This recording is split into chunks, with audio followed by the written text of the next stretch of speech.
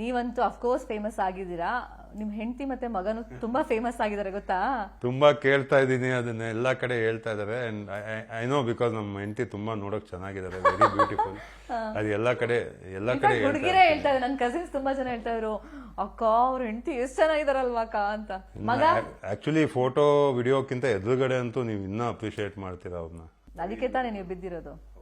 ಮತ್ತೆ ಮಗ ಫ್ಯೂಚರ್ ಅಲ್ಲಿ ಹೀರೋ ಅಂತ ನಾನು ಹೇಳ್ತಾನೆ ಇದ್ನಲ್ಲ ಯಾವಾಗ, ಐ ಆಮ್ ವೆರಿ ಲಕ್ಕಿ ಅಂತ. So very happy.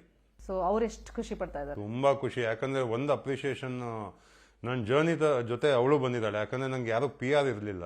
And post ಅವಳೇ ಮಾಡ್ತಾ ಇದ್ಲು, ಕಾಸ್ಟ್ಯೂಮು ಅವಳೇ ಡಿಸೈನ್ ಮಾಡಿ ಅವಳೇ ಹೊಲಿಸ್ತಾ ಇದ್ಲು. ನನ್ನ ಸೈಜ್ಗೆ ಯಾರು ಕೊಲ್ಯಾಬ್ ಸಿಗ್ತಾ ಇರಲಿಲ್ಲ ನನಗೆ. ಸೊ ನಾವೇ ಪರ್ಚೇಸ್ ಮಾಡಿ we have to stitch the costume. So ಅದು ತುಂಬ ಟ್ರಬಲ್ ಆಯಿತು ಅವಳಿಗೆ. ನನ್ನ ಬಿಸ್ನೆಸ್ ಇದೆ, ಜಿಮ್ ಇದೆ, ಅದನ್ನೇ ನೋಡ್ಕೊತಾ ಇದ್ಲು ಬೆಳಗ್ಗೆ ಹೋಗಿ ನೈಟ್ ತನಕ. ಸೊ ನನ್ನ ಜರ್ನಿಯಲ್ಲಿ ಅವಳಿಲ್ಲ ಅಂದರೆ ಕಂಪ್ಲೀಟ್ ಆಗ್ತಾ ಇರಲಿಲ್ಲ.